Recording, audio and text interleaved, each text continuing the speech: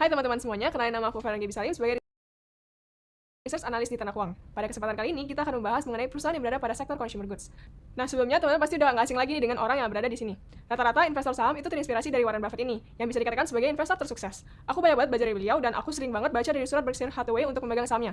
Ada beberapa hal yang aku suka banget, di mana Bapak Warren Buffett ini selalu mengatakan untuk, yang pertama, mencari saham atau perusahaan dengan bisnis yang kita pahami betul, dari seluk-beluknya. Mulailah dari hal-hal yang simpel aja, perusahaan itu bergerak dalam bidang apa, revenue driven-nya itu apa, atau bisa mendapatkan pendapat itu gimana. Pelajari bisnis modelnya dari perusahaannya. Yang kedua, setelah kita memahami perusahaannya, baru kita cek perusahaan itu adalah apakah memiliki favorable long-term prospect. Prospeknya kira-kira menjanjikan nggak dengan mempertimbangkan situasi ekonomi saat ini.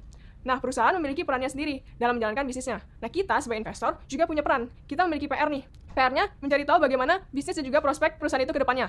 Kamu bisa gali dari berbagai aspek, mulailah dari aspek manajemennya, bisnisnya, finansialnya, kepatuhan pada kebijakan pemerintah, atau yang lebih kita kenal itu sebagai GCG, atau Good Corporate Governance. Jadi, kita sebagai investor, jangan lupa ya untuk mengerjakan PR kita, sebelum memutuskan dalam aksi investasi kamu. Oke, kita lanjut ke dalam topik pembahasan kita, yaitu consumer goods, atau barang konsumsi. Sektor perusahaan consumer goods ini sangat cocok nih bagi kalian yang risk profilnya konservatif, karena consumer goods ini tergolong dalam defensive sector, dan cenderung stabil pergerakannya. Nah, saham ini juga merupakan saham yang sangat tahan banting nih terhadap segala macam kondisi ekonomi, baik ekonomi lagi buruk ataupun krisis sekalipun, perusahaan ini akan tetap bisa sustain, di mana semua orang pasti akan tetap membutuhkan produk-produk yang dihasilkan oleh perusahaan sektor consumer goods ini. Aku kasih contoh ya, beras. Kalian sehari-hari akan menemukan beras yang telah diolah menjadi nasi contohnya. Apalagi Indonesia ini sudah menganggap sebagai makanan pokoknya, baik makanan utama atau sebagai pemenuhan karbohidrat kita. Kemudian obat-obatan, agar kita selalu tetap fit menjalankan aktivitas. Apalagi sekarang lagi COVID, kita harus tetap bisa menjaga imunitas kita. Kemudian produknya bisa sabun, berupa sabun, rokok, dan lain sebagainya. Contohnya, industri rokok. Meskipun banyak larangan merokok seperti peringatan bahayanya merokok, namun masih banyak nih orang-orang yang merokok. Karena kenapa? Mereka telah menjadikan rokok itu sebagai sebuah kebutuhan. Dari fenomena itu, dapat kita ketahui nih bahwa sektor ini dapat bertahan di berbagai kondisi. Karena consumer goods ini merupakan sebagai sebuah kebutuhan, atau kalau bisa kita analogikan sebagai tubuh manusia, itu sebagai jantungnya. Kalau tidak ada jantung, organ lain pun tidak akan berfungsi. Sama halnya dengan consumer goods. Faktanya, di tahun 2020, Indonesia itu masuk ke dalam kategori negara yang terkonsumtif urutan ke-6 di seluruh dunia. Kenapa kok Indonesia itu bisa masuk? Karena dapat dikatakan masyarakat di Indonesia itu cukup impulsif dalam membelanjakan uang mereka untuk kebutuhan konsumsi sehari-hari. Tentunya sangat menguntungkan nih bagi perusahaan yang bergerak dalam sektor consumer goods. Sesuai data dari Badan Pusat Statistik atau BPS Indonesia, itu mengatakan bahwa sektor industri makanan dan minuman memberikan kontribusi sebesar 36,4% terhadap PDB manufaktur. Nah, kontribusinya itu cukup besar loh terhadap PDB. Nah, dengan begitu, yuk kita coba bedah lagi dan juga pelajari industri consumer goods lebih mendalam lagi. So, stay tune ya hingga akhir segmen ini.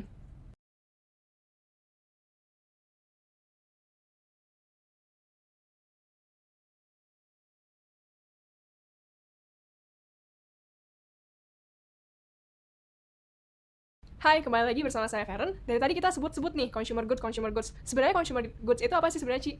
Nah, jadi consumer goods itu adalah perusahaan yang memproduksi barang-barang yang siap untuk dikonsumsi tanpa adanya proses komersial lebih lanjut. Nah, umumnya jenis produknya itu tahan lama, seperti makanan dan minuman yang berkemasan, perlengkapan rumah tangga, dan masih banyak lagi jenisnya yang diklasifikasikan oleh Bursa Efek Indonesia. Nah, aku mau memberikan informasi nih. Jadi IDX itu atau Bursa Efek Indonesia akan melakukan perubahan pada klasifikasi sektoral pada perusahaan yang ada di Indonesia. Nah, saat ini kita tuh menggunakan sektoral index JASICA atau Jakarta Stock Industrial Classification namanya, yang mana ada 10 pengelompokan, guys. Nah, tapi nanti setelah 1 Mei 2021 akan ada perubahan JASICA menjadi IDX IC atau IDX Industrial Classification.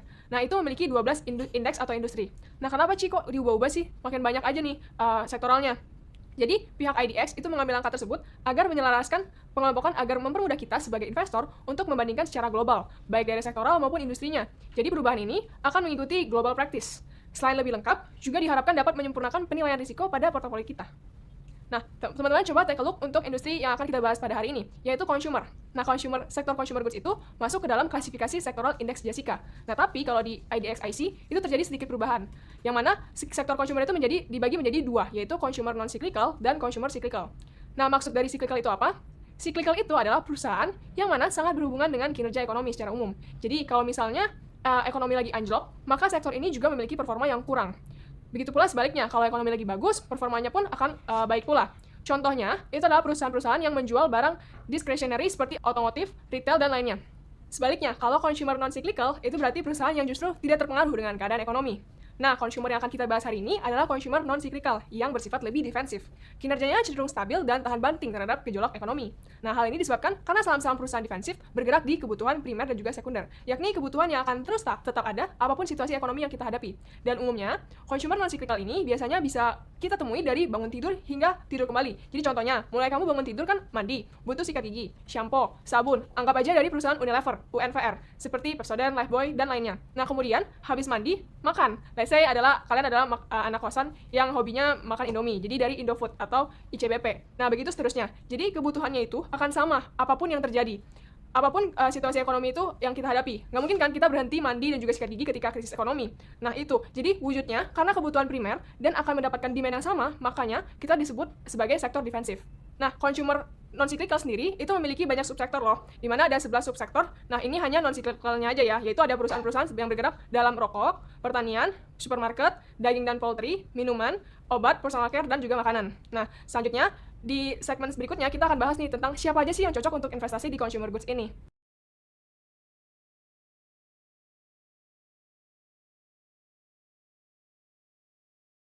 Tadi kita udah bahas nih tentang consumer goods itu apa dan juga klasifikasinya gimana. Nah, sekarang kita akan bahas nih sebenarnya siapa aja sih yang cocok untuk invest di sektor consumer goods. Nah, untuk investor sendiri itu sebenarnya tergantung profil risikonya masing-masing. Tapi aku akan spesifik lagi menjadi 3 jenis. Yaitu yang pertama, investor-investor yang menyukai investasi jangka panjang atau long term investing. Nah, dengan karakteristik dan juga fluktuasi yang minim seperti perusahaan yang ada di sektor consumer goods ini, saham-saham defensif tidak cocok nih untuk investasi jangka pendek. Mereka lebih cocok dipegang dalam time span yang lebih panjang. Jadi bagi kalian yang trader yang ingin return yang tinggi dalam jangka pendek, itu kurang cocok untuk invest di sektor consumer goods ini. Nah, yang kedua yaitu bagi kalian yang memiliki profil risiko rendah, yakni tipe-tipe investor yang mencari saham dengan risiko minim tetapi tetap menjanjikan cuan yang tinggi dalam jangka panjang. Yang ketiga, yaitu adalah bagi kalian investor yang sifatnya simple dengan adanya sentimen luar yang mempengaruhi IHSG. Jadi, di bursa itu kan banyak banget panic selling yang terjadi. Nah, bisa jadi nih, bagi investor yang menyukai resikonya rendah, itu menjadi momentum untuk membeli saham-saham defensif incaran kalian. Nah, dari ketiga kriteria tersebut, apakah kalian memiliki kriteria seperti di atas? Nah, langkah selanjutnya, mulailah kita aware nih dengan produk-produk yang kalian lihat setiap harinya. Cari tahu produk yang kalian gunakan itu dari perusahaan apa. Cari tahu nih siapa perusahaan yang menjual produk tersebut. Kemudian kalian bisa nih beli sahamnya. Simpel kan untuk mengetahui perusahaan yang bisa dimasukkan ke watchlist. Nah, next, kita akan bahas nih apa aja tips dan juga trik dalam memilih saham sebelum membelinya.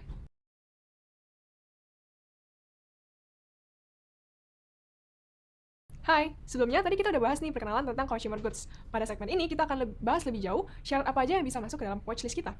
Nah, kalau aku itu memandang perusahaan lewat 3 cara yang aku rasa ampuh untuk di seluruh sektor, termasuk consumer. Nah, ini adalah checklist yang wajib banget aku ketahui sebelum membeli saham perusahaan. Yaitu, yang pertama, yaitu dari bisnis modelnya. Maksud dari bisnis model itu apa, Ci? Jadi, bisnis model itu adalah sebuah model yang bisa menjelaskan dan menjabarkan bagaimana sebuah perusahaan itu dapat bergerak untuk mendapatkan keuntungan. Aku kasih contoh ya, misalnya, kamu pergi ke coffee shop A. Dari mana mereka mendapatkan keuntungan? Yes, berarti mereka itu bisa mendapatkan keuntungan dari menjual setiap cup kafenya. Model bisnisnya itu dari menjual produk kafenya. Nah, tapi terkadang cara perusahaan dalam menghasilkan uang itu kurang jelas atau cukup kompleks dalam setiap bidangnya. Aku kasih contoh lagi ya, perusahaan yang berencana untuk IPO nih dalam waktu dekat, yaitu Tokopedia. Tokopedia itu adalah sebuah platform e-commerce yang mewadahi bagi para penjual dan juga pembeli sehingga terjadi transaksi melalui online. Nah, pernah nggak sih kalian ketahui sebenarnya bisnis model mereka itu seperti apa? Apakah mereka menjual barang secara langsung? Jawabannya tidak. Apakah mereka memungut biaya kalau kita listing barang untuk dijual? Juga tidak. Nah, jadi sebenarnya dari mana sih mereka itu bisa mendapatkan keuntungan dan bertahan nih sampai sekarang? Kok bisa? Nah, faktanya mereka itu mendapatkan keuntungan itu dari iklan dan juga power merchant. Jadi ketika kamu buka aplikasinya, sadarkah kalian kalau misalnya iklan lah yang membuat mereka bertahan dan mendapatkan keuntungan? That's why penting banget nih bagi kita untuk membeli saham perusahaan yang model bisnisnya benar-benar kita pahami. Jadi kita perlu mencari tahu wawasan tentang bagaimana perusahaan beroperasi dan dari mana pendapatannya berasal sebelum menambahkan ke portofolio kita. Kuncinya, kalau kalian udah yakin dengan bisnis modelnya dan kalian sudah bisa menyampaikan dalam waktu 1 menit, perusahaan tersebut layak dikonsider dalam membeli. Intinya, jangan sampai kalian itu membeli kucing di dalam karung. Yang kedua, lihat apakah perusahaan ini akan bertahan di masa depan. Prospeknya seperti apa? Kita membeli saham berarti kita juga memiliki perusahaannya. Tentunya kita juga menginginkan nih perusahaan kita memiliki bisnis yang long term game, yang selalu growing. Maka, kita sebagai pemilik wajib banget untuk mempelajari nih rencana bisnis perusahaannya. Misalnya, ekspansi kemana nih perusahaan yang kamu akan beli? Ada rencana atau akuisisi perusahaan baru kah? Atau justru ada penyusutan bisnis? Nah, aku perlu ingatin nih, di awal kalau misalnya kalian harus sering-sering untuk baca juga aksi korporasi yang mereka keluarkan. Jadi kalian punya bayangan lebih untuk prospek masa depan dari perusahaan tersebut. Aku kasih contoh seperti perusahaan PT Bank BRI Syariah yang melakukan merger dengan 2 perusahaan syariah lainnya, yaitu BNI Syariah dan juga Bank Mandiri Syariah. Itu merger dan menjadi perusahaan PT Bank Syariah Indonesia. TBK. Nah, sekarang mari kita coba kulik nih dari prospeknya. Kita melihat dari geographical populasi di Indonesia yang memiliki penduduk mayoritas beragama Islam, yaitu sebesar 87,2% dari seluruh penduduk di Indonesia. Yang mana produk perbankan untuk syariah dan juga bank umum itu berbeda. Nah, sebelumnya pasti kalau kalian mengikuti modul dari Cigebi itu udah dibahas nih untuk mendalam. Nah, melihat kondisi seperti itu, yaitu merger di antara BRIS itu, memang benar nih bahwa skema merger BRIS menjadi prospek yang positif terhadap perusahaan, karena memiliki potensi yang lebih luas lagi dalam menggarap target marketnya. Dan setelah berhasil merger, BRIS dinyatakan sebagai bank syariah terbesar di Indonesia. Nah, jadi jangan lupa ya teman-teman untuk melihat kinerja perusahaan sebelum memutuskan membeli saham suatu perusahaan. Selanjutnya yang ketiga, atau yang terakhir, sebelum kalian yakin dalam membeli sebuah saham, yaitu kalian harus melihat nih valuasi sahamnya atau menilai sahamnya dengan cara melihat 3 hal yang penting. Yaitu yang pertama, menilai kinerja dan juga kondisi perusahaan, apakah memiliki performance keuangan yang bagus dan berkesinambungan dengan perusahaannya. Yang kedua, kita harus tetapin nih acuan harga wajar saham yang akan menjadi patokan untuk melakukan keputusan jual beli saham. Jadi, apakah perusahaan ini sudah layak nih untuk masuk? Apakah masih aman? Dan berapa sih target price-nya? Atau sebenarnya perusahaan ini dihargai pada nilai berapa? Nah, hal ini bisa kita jawab nih setelah kalian menonton hingga segmen akhir. Dan nanti kita akan sama-sama untuk belajar valuasi saham untuk consumer-nya ya. Yang ketiga, yaitu adalah bagi kalian yang ingin average saham atau yang menganut DCA, Dollar Cost Averaging, atau metode mencicil pada periode tertentu. Jadi, hal yang patut kalian perhatikan yaitu memonitor dan mengevaluasi saham secara rutin untuk memastikan apakah saham masih layak investasi atau tidak. Nah, di sini kita mau melihat nih apakah perusahaan ini dengan harga sekian masih pantas atau layak untuk dikoleksi. Nah, itulah yang dinamakan valuasi perusahaan. Nah, selanjutnya kita akan membahas nih secara spesifik ketiga langkah tersebut yang akan kita aplikasikan kepada perusahaan consumer secara langsung.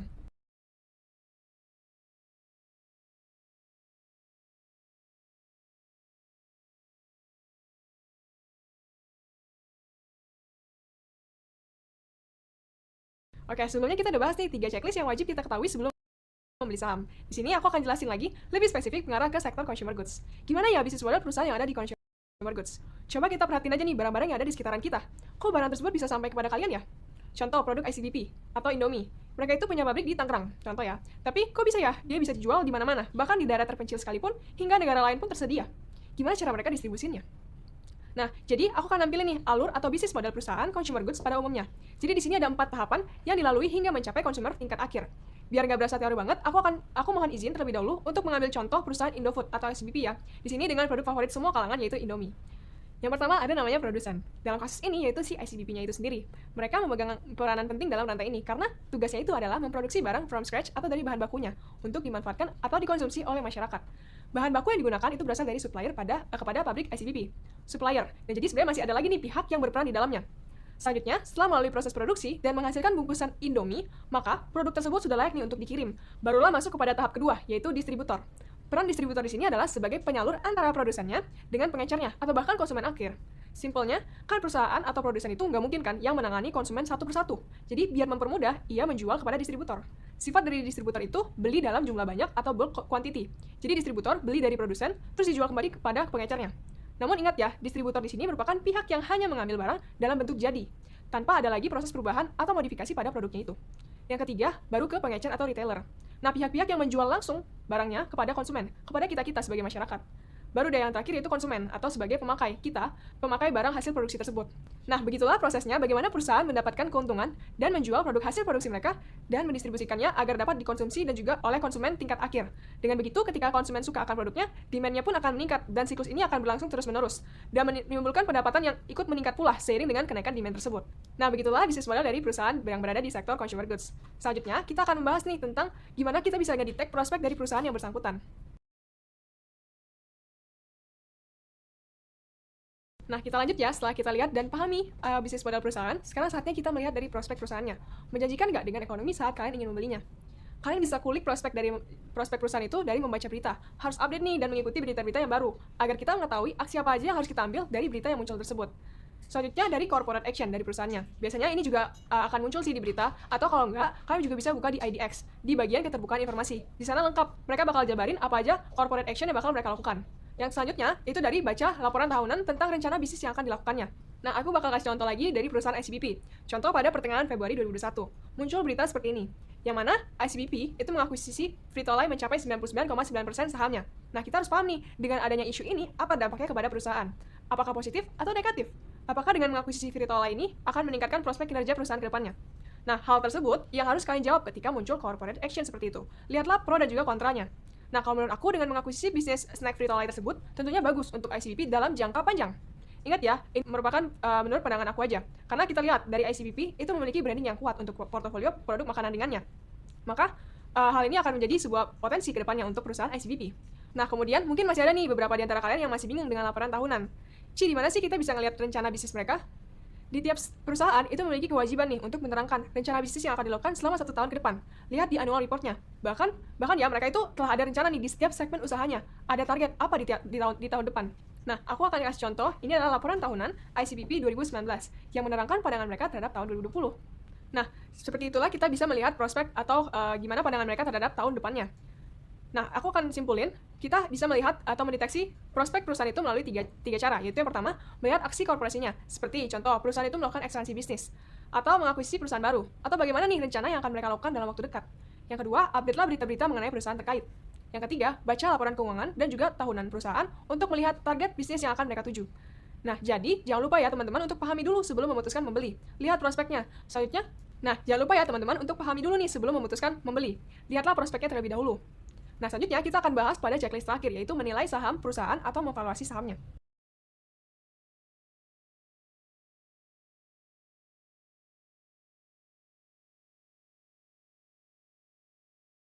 Sebelumnya kita udah bahas nih tentang prospek bisnis dari consumer goods. Nah, kita akan lanjut ke tahapan terakhir dalam menilai layak atau tidak membeli saham, yaitu melalui valuasi sahamnya atau kita menilai sahamnya. Apakah perusahaan A memiliki prospek bisnis yang masih layak untuk dibeli dengan menggunakan bisnis model yang kita sudah pahami tadi? Oke, valuasi saham itu adalah sebuah proses dalam penaksiran atau prediksi atau mengestimasi nilai harga sahamnya. Karena di sini konteksnya mengestimasi, maka nilai itu sendiri berdasarkan persepsi orangnya masing-masing. Jadi, bisa jadi hasil valuasi yang kamu hitung dengan yang aku hitung itu memiliki hasil yang berbeda. Namun, tujuan dari valuasi itu tetap satu, yaitu menentukan berapa harga yang wajar untuk suatu saham. Jadi, walaupun harga saham bergerak dan berubah setiap waktu, telah mengetahui nih nilai wajarnya itu ada di pada level berapa. Kita akan lebih tenang lagi nih dalam menghadapi gejolak pasar. Nah, dengan melakukan valuasi ini, kita juga bisa nih menjawab pertanyaan-pertanyaan para investor pada umumnya. Yaitu contoh, seperti, ini kapan sih waktunya sebaiknya kita jual saham A? Atau, aku nggak tahu nih kapan nih kita harus layak untuk take profit. Nah, that's why adanya penilaian pada saham. Jadi kita tahu nih kapan waktu yang cocok untuk keluar ataupun masuk pada pasar saham. Misalnya, kamu punya saham A. Dengan harga belinya dulu itu adalah 1.500. Harga sekarang itu di 2.900. Setelah kalian analisa, nilai sahamnya itu memiliki nilai intrinsik mencapai 3.000. Nah, dengan begitu, kamu sebagai pemilik saham A udah boleh nih untuk mencicil keluar atau jual, karena sudah mendekati harga intrinsiknya. Nah, seperti itulah. Gimana? Udah paham belum maksud dan tujuan dari valuasi saham itu? Jadi setelah ini, jangan lagi ada yang bingung ya. Kapan ya jualnya? Ini masih cocok nggak ya untuk dibeli? Nah, semua hal itu bisa kamu jawab ketika teman-teman sekalian sudah analisa dan juga mengevaluasi saham tersebut. Nah, cara analisanya gimana? Kita akan bahas nih di segmen terakhir. So, stay tune ya.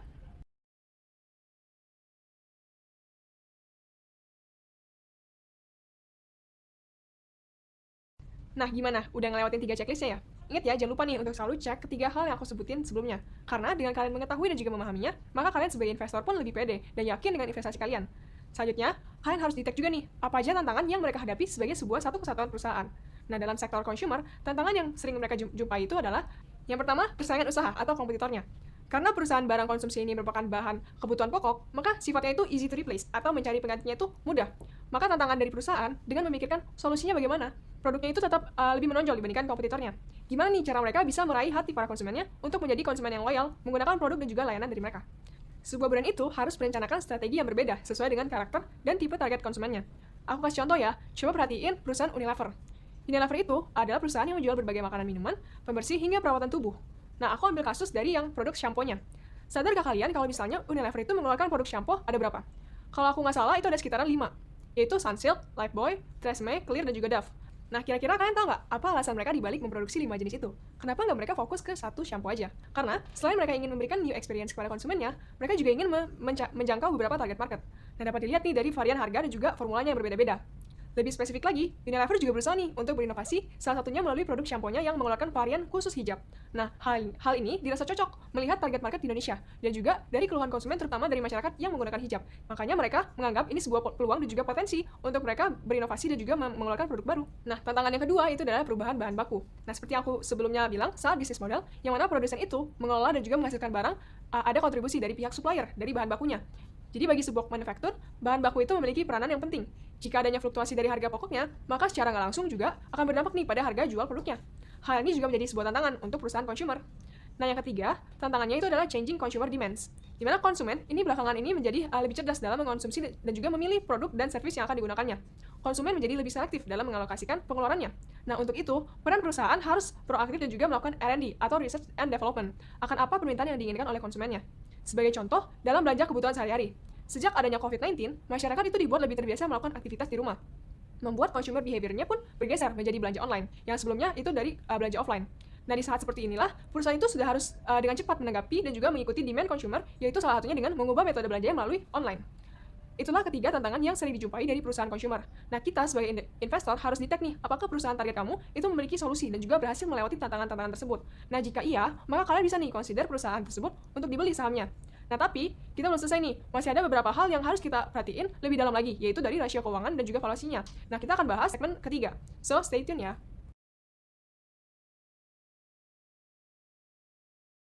Hai, balik lagi sama aku, Feren, pada series consumer. Nah, kalau di segmen sebelumnya kita belajar mengenai teori dan juga real case pada sektor consumer. Nah, di segmen ini kita akan mulai nih belajar dengan angka. Jadi kalian siap-siap ya. Tapi, kalian tenang aja, kamu tetap bisa putar ulang videonya kapanpun kalian mau. Yang penting kalian paham ya. Nah, pada segmen ini, aku akan bahas mengenai teknik yang harus diperhatikan ketika kamu membuka laporan keuangan, dan juga rasio-rasio yang cocok pada perusahaan consumer. Yang pertama, revenue model dan juga cost structure model dari perusahaan. Yang mana kita itu akan membedah nih dari laporan keuangannya, bagaimana revenue model yang mereka miliki, dan berapa besar sih cost yang dikeluarkan oleh perusahaan tersebut. Penting nih buat kita breakdown. Kenapa? Nah, nanti di segmen setelah ini aku akan jelasin lebih lanjut. Yang kedua, yaitu adalah rasio keuangan. Rasio keuangannya aku akan membagi menjadi 3 bagian, yaitu rasio untuk mengecek kesehatan perusahaan, yang kedua rasio profitabilitas, dan juga yang ketiga rasio efisiensi. Nah, kita akan belajar tentang rasio-rasio ini di segmen berikutnya. So, stay tune ya.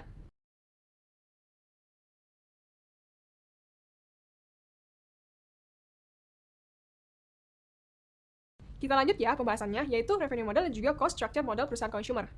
Kita akan mulai dari revenue modelnya, di mana guna dari model ini yaitu menjadi sebuah framework bagi kita. Bagaimana perusahaan itu bisa menghasilkan keuntungan. Hal ini merupakan penjabaran dari bisnis modelnya. Kita perlu ketahui nih, penjualan dari mereka, yang mana sih yang memiliki kontribusi besarnya.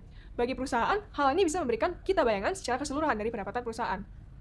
Yang kedua, yaitu adalah cost structure model perusahaan, yang memiliki kegunaan dalam memberikan interpretasi rincian biaya-biaya yang dikeluarkan oleh perusahaan. Nah, gunanya untuk menciptakan value proposition yang mereka berikan kepada konsumen melalui hasil produksinya. Kenapa penting? Karena dengan cara ini barulah kita bisa paham nih dan juga menilai apakah perusahaan ini untung. Seberapa besar sih margin yang mereka hasilkan dengan menjual produknya? Nah, untuk lebih jelas, mari kita mencoba praktik langsung ya.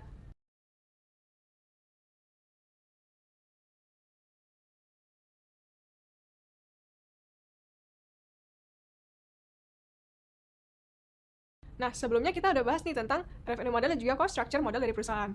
Nah, selanjutnya kita akan lanjut kepada tahap kedua, yaitu dari material coverage kita, membahas 5 rasio keuangan yang kegunaannya itu dibagi menjadi 3 bagian, yaitu yang pertama, indikator sehatnya, yang kedua, profitabilitas perusahaan, dan yang ketiga, dari efisiensi. Nah, kita akan mulai dari yang pertama ya, yaitu ketahuilah indikator perusahaan tersebut, sehat atau tidak.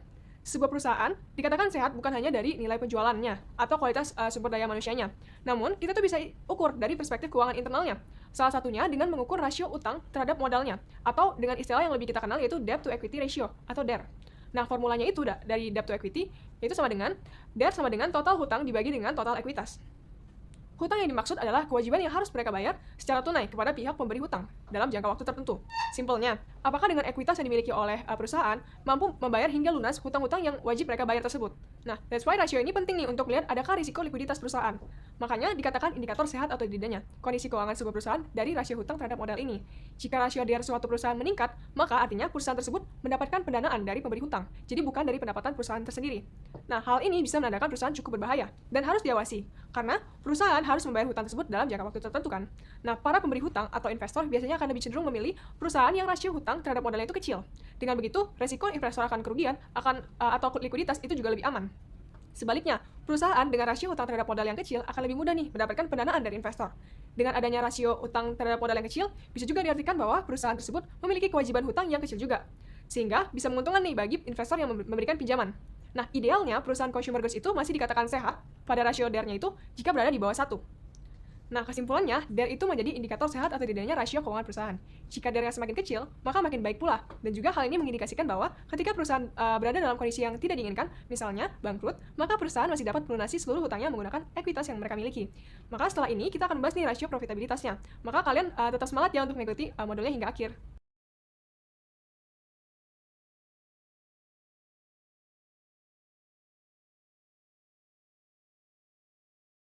Lanjut, kita akan melihat dari rasio profitabilitasnya.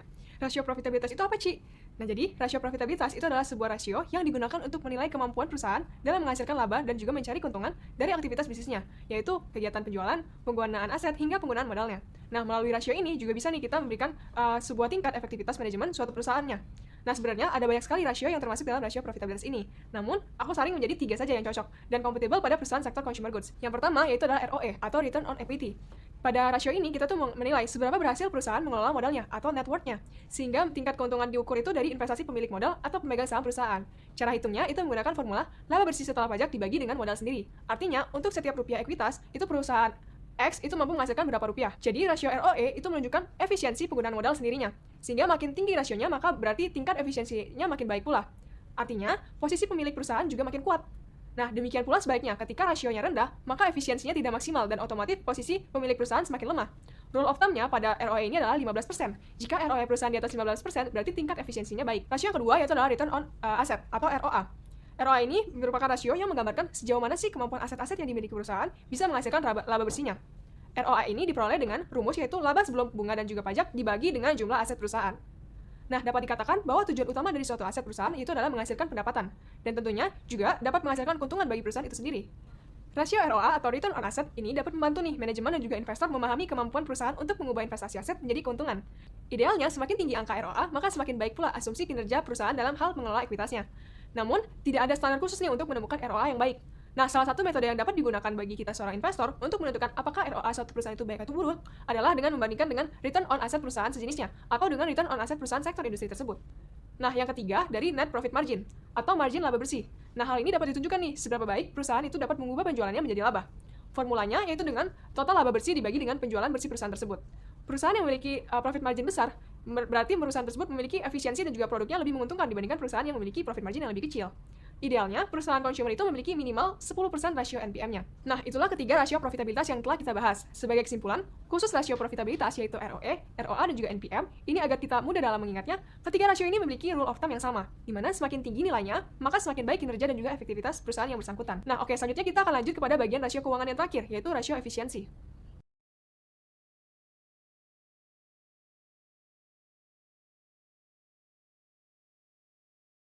Kita lanjut ya kepada rasio yang terakhir, yaitu rasio efisiensi. Seperti namanya nih teman-teman, di mana kita akan menilai seberapa baik sih suatu bisnis dijalankan, apakah perusahaannya sudah efisien dalam menggunakan aset mereka. Sebagai perusahaan yang bergerak di sektor consumer, aset mereka merupakan hal yang cukup krusial dalam aktivitas bisnisnya. Aset turnover adalah rasio yang mengukur kemampuan perusahaan untuk menjual aset yang dimilikinya. Nah, rumusnya itu adalah total penjualan dibagi dengan total aset dari perusahaan. Nah, aku coba kasih contoh ya. Perusahaan A memiliki aset turnover sebesar 1,5. Nah, apa tuh arti dari 1,5-nya itu, Ci? Artinya adalah, untuk setiap aset senilai 10.000, maka aset tersebut bisa menghasilkan 15.000 keuntungan. Nah, semakin tinggi tingkat perputaran asetnya, maka semakin efisien nih perusahaan tersebut dalam mencetak uang dari aset yang dimilikinya. Sebaliknya, jika perusahaan mempunyai tingkat perputaran aset yang rendah, berarti perusahaan tersebut kurang efisien dalam mengelola aset untuk menghasilkan penjualannya. Nah, untuk rasio ini tergantung dari setiap sektornya. Kalau perusahaan retail dan juga consumer, itu relatif angka dari aset turnover ini lebih tinggi ketimbang perusahaan yang ada di sektor yang cyclical seperti energi atau properti. Karena nilai asetnya itu cukup besar, tapi nilai perputaran asetnya pun kecil. Maka pada sektor consumer, itu wajib bagi kita untuk melihat dari segi aset turnover-nya. Semakin tinggi rasionya, maka semakin efisien pula perusahaan dalam pengelolaan asetnya. Nah, sekian dari pembahasan financial ratio perusahaan consumer. Nah, selanjutnya pada segmen terakhir, aku akan bahas nih tentang valuasi yang cocok dipakai oleh perusahaan sektor consumer. Jadi, kalian tetap semangat ya untuk mengikuti sampai segmen akhir. See you!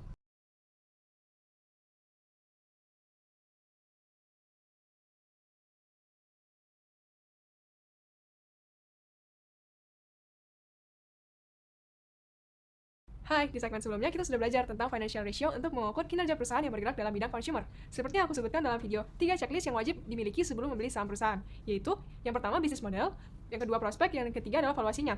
Ingat kan? Nah, sekarang kita sudah berujung ke valuasi dari perusahaannya. Valuasi saham adalah ketika kita memiliki estimasi akan harga wajar dari suatu saham. Dan biasanya, hasil dari harga wajar tersebut bervariasi. Bahkan tiap orang itu bisa berbeda-beda, tergantung dari asumsi analisnya masing-masing. Nah, tujuan dari valuasi ini agar kita sebagai investor tenang, dan juga nggak bingung nih ketika pertanyaan-pertanyaan yang selalu muncul, seperti, duh ini udah saatnya jual atau belum ya? Harga turun ini harus ngapain ya kita? Dengan valuasi, kamu tuh bisa lebih tenang dalam menghadapi pergolakan pada pasar modal. Nah, terus sekarang, mungkin akan muncul nih pertanyaan lanjutannya. Ci, jadi untuk consumer, cara valuasinya gimana ya? Kan metode valuasi ada banyak tuh. Nah, betul sekali. Nah, coba kita flashback dulu nih ke segmennya Chief Felicia, yang membahas tentang valuasi perusahaan. Modul tersebut, Chief Value itu menjabarkan mengenai valuasi yang cocok untuk setiap industrinya. Nah, bagi kalian yang belum nonton, boleh nih setelah ini kamu lanjutin ke modul valuasinya by Chief Value. Nah, di modul tersebut, Chief Value mengatakan ketika perusahaan yang bergerak di sektor seperti consumer, itu cocok dengan dua valuasi. Yang pertama, itu adalah DCF atau Discounted Cash Flow. Nah, ini adalah metode valuasi dengan menghitung prospek pertumbuhan suatu instrumen investasi dalam beberapa waktu ke depan. Nah, kenapa disebut dengan discounted cash flow? Karena cara menghitungnya itu dengan mengestimasi arus dana di masa depan untuk kemudian di-cut dan menghasilkan nilai dana tersebut pada masa kini atau di present value kan. Nah, terus kenapa nih, Ci? Kenapa DCF ini dianggap cocok untuk valuasi perusahaan consumer? Nah, karena sifat dari consumer goods itu sendiri yaitu memiliki cash flow yang cenderung stabil. Makanya untuk kita proyeksikannya itu juga lebih akurat dibandingkan perusahaan sektor lain yang memiliki cash flow fluktuatif. Contohnya seperti sektor properti dan juga energi. Nah, cara kedua dalam memvaluasi perusahaan yang bergerak di consumer goods yaitu melakukan melalui relative valuation yang lebih praktis dan juga mudah. Nah, tapi kan relative valuation itu memiliki metode yang banyak banget. Nah, relative valuation yang bisa digunakan untuk memvaluasi sektor consumer goods adalah menggunakan PE ratio atau price to earning ratio. Rasio ini bisa dikatakan cocok digunakan bagi consumer goods sektor karena sektor ini memiliki pendapatan yang cukup konsisten dari tahun ke tahun, sehingga kita bisa mendapatkan hasil yang cukup akurat pula. Nah, sekian cara atau metode yang dapat kita gunakan dalam memvaluasi sektor consumer goods, yaitu sebagai kesimpulan yaitu kita dapat menggunakan DCF dan juga PE ratio. Nah, setelah video ini kita akan membahas nih dan praktik langsung gimana cara kita menggunakan relative valuation PE ratio terhadap sektor consumer goods. So, stay tune ya untuk di video terakhirnya.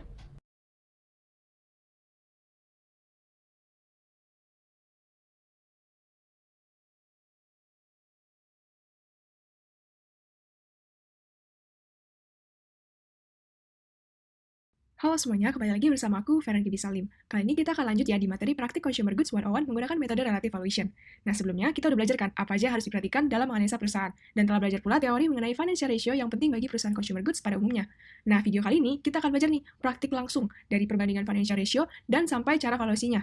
Oh ya, file Excel ini atau G-Sheet ini kalian akan bisa akses di apps Tanah Uang ya, jadi kalian bisa langsung download dan juga praktik bareng-bareng. Oke, jadi kita mulai ya. Seperti yang aku sampaikan di video sebelumnya, bahwa dalam memvaluasi perusahaan consumer goods bisa menggunakan dua metode, yaitu DCF dari FCFF-nya dan juga melalui price to earning ratio atau PE-nya. Nah, tapi kali ini kita hanya membahas metode relative valuation, yaitu PE-nya. Karena untuk DCF sendiri sudah dipelajari lebih mendalam dalam videonya Cici Felicia, yaitu valuation. Nah, bagi kalian yang belum nonton, boleh nih ditonton juga ya.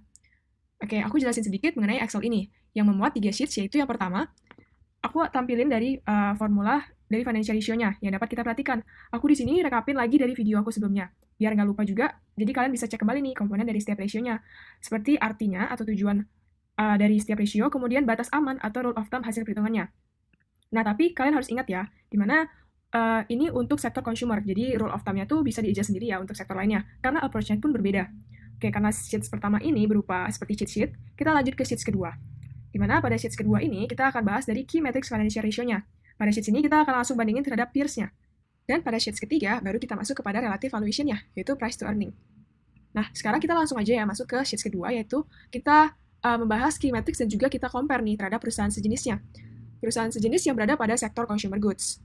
Nah, aku di sini ngambil 4 perusahaan dengan diurutin berdasarkan market kapitalisasinya, yaitu Unilever sebesar 250 triliun, ICBP, Mayora, hingga Indofood sebesar 56 triliun.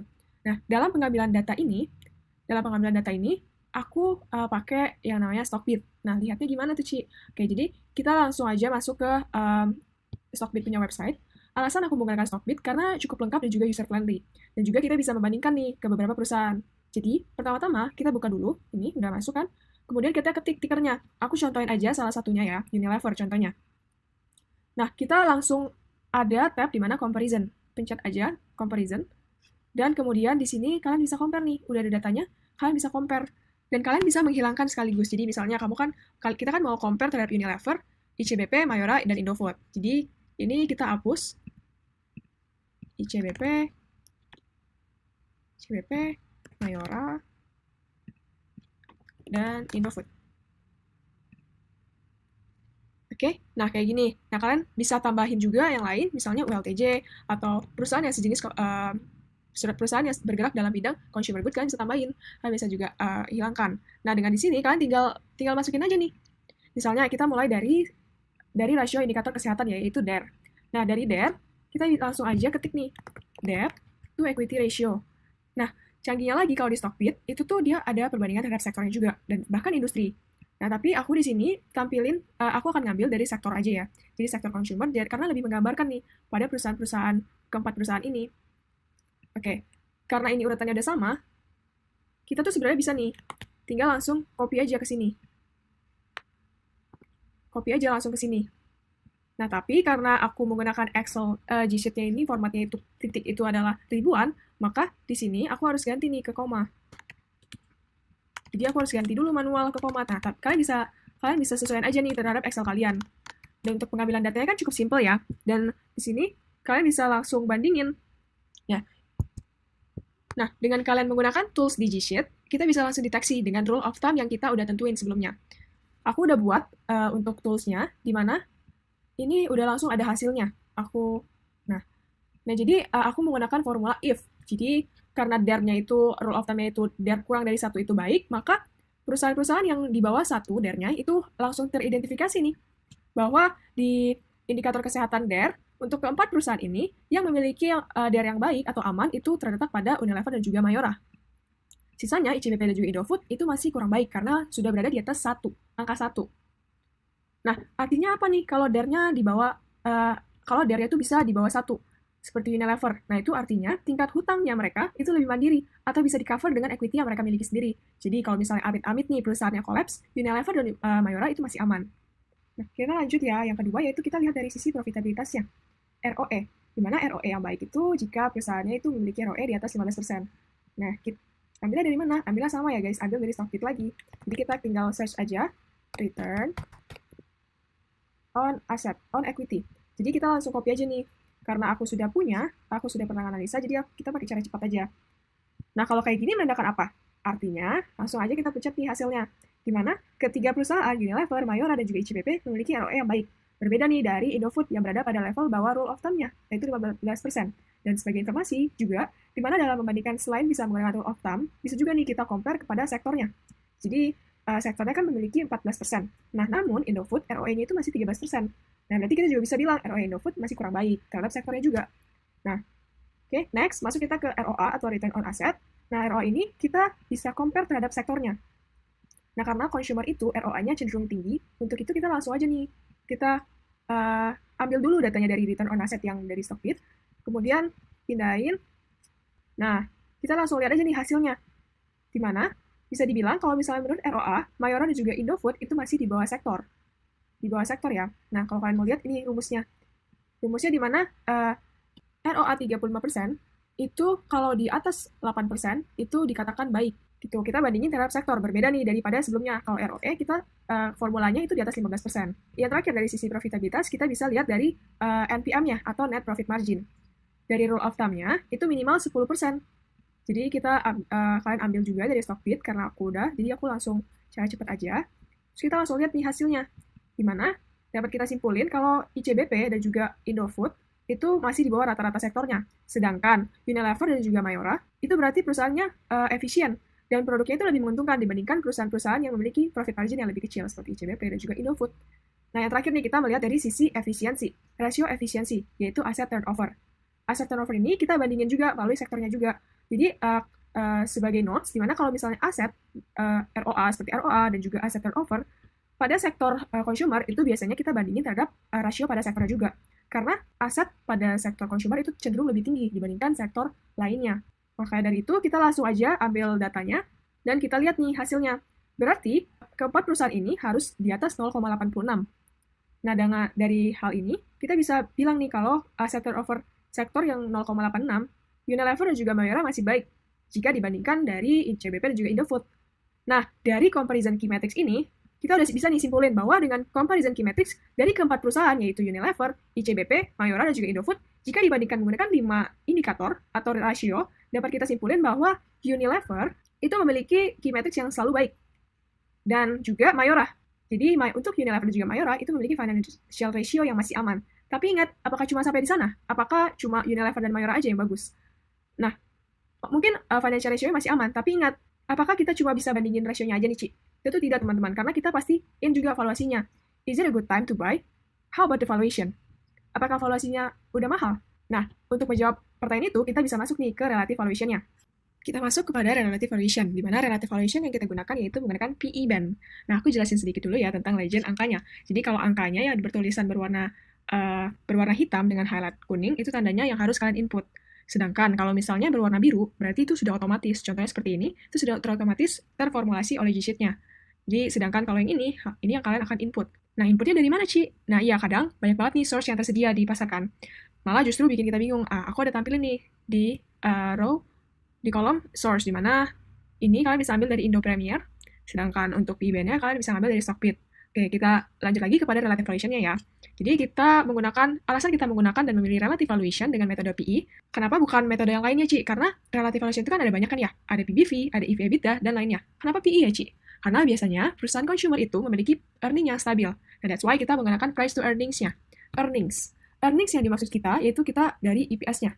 Atau definisi dari EPS sendiri yaitu adalah earning per share. Atau untuk setiap satu saham yang beredar, perusahaan mampu menghasilkan berapa rupiah keuntungan sih? Nah, kita harus input dulu dari EPS-nya. Kita ambil dari Indo Premier. Kita ambil untuk 4 tahun terakhir, agar kita bisa memantau nih, growth-nya selama 3 tahun. Nah, jadi EPS-nya kalian tinggal ambil, aku contohin ya, kita langsung ke iPod. Nih, kalian masuk ke iPod, kemudian search aja nih. Aku contohin untuk Unilever. Nah, setelah kita ketik tikernya, kita ke fundamental. Nah, udah dapat kan nih datanya, tapi kita jangan lupa nih untuk ganti time frame-nya. Jadi dari auto, jangan lupa untuk diganti ke 12 month. Biar kita itu bisa capture kinerja mereka selama 12 bulan atau 1 tahun. Nah, kita ambil aja nih sesuai dengan kebutuhan kita, di mana kita melihat dari 2017 sampai 2020 kan. Kita ambil EPS-nya. Yang ini ya. EPS-nya dari 2017 sampai 2020. Nah, biasanya itu ada 12 month 2020 dan juga annualized. Nah, biasanya sih aku selalu ngambil yang annualized. Nah, ini kebetulan sama. Jadi kita ambil aja langsung.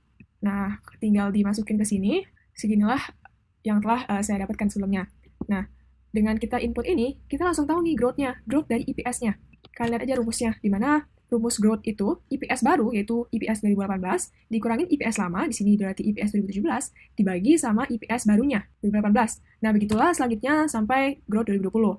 Nah, kemudian setelah kita mendapatkan growth rate-nya, kemudian kita average in growth rate-nya, yaitu dengan sebenarnya average dari 3 tahun tersebut. Nah, untuk apa kita average in? Untuk kita bisa tentuin forward EPS-nya. Kenapa, Ci? Kenapa pakai forward sih? Kenapa nggak kita pakai average aja? Karena yang namanya valuasi, itu tuh kita estimasi forward looking-nya. Performa ke depannya seperti apa. Makanya EPS-nya juga kita growth-in. Dengan rumus, growth biasa yaitu current EPS, yaitu EPS 2020, dikali sama 1 plus average growth-nya yang telah kita dapatkan tadi. Seperti itu. Nah, kita dapatkan di mana EPS forward-nya itu adalah sebesar 144. Nah, langkah selanjutnya kita ambil data dari PE band-nya. Di mana nih, Ci, kita ngambil datanya? Dari Stockbit ya, teman-teman. Nah, dari Stockbit.